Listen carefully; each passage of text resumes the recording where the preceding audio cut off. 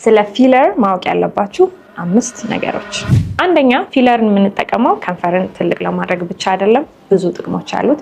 በእድሜ ምክንያት የሚመጣ ሊሆን ይችላል፣ ሰውነት ቀንሰን ሊሆን ይችላል የሚመጣ የሰውነት ቮሊዩም ሎስ፣ እሱን ሪፕሌስ ለማድረግ ይጠቅመናል። በእድሜ ምክንያት ለምሳሌ እዚህ አካባቢ የሚወጡ ላይኖች ይኖራሉ፣ እዚህ ስር አይደለ የአይን ስር መጎድጎድ ሊኖር ይችላል። እዚህ አካባቢ ያሉ ፋት ፓዶችን ሉዝ ልናደርግ እንችላለን። እነሱን ቮሊዩሙ ሪፕሌስ ለማድረግ ይጠቅመናል።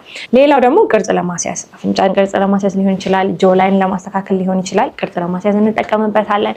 አሲሜትሪክ አለ ወይም ደግሞ በአንድ ሳይድ እና በአንድ ሳይድ እኩል ያለ መሆን ነገር ካለ፣ ለምሳሌ አንዳንድ ሰው በዚህ በኩል ያለ ከንፈር የመጣመም ነገር ሊኖር ይችላል፣ የማነስ ነገር ሊኖር ይችላል፣ ያስተካክልልናል ማለት ነው። ሁለተኛ ማወቅ ያለባችሁ ሁሉም ሰው ፊለር መጠቀም አለበት ወይም ፊለር ያስፈልገዋል ማለት አይደለም። ብዙ ፊለር ኤቭሪዌር ስለተደረገ ያ ፊት ይስባል ወይም ደግሞ ያምራል ማለት አይደለም። እንደ አስፈላጊነቱ ነው መደረግ ያለበት። ሶስተኛ ማወቅ ያለባችሁ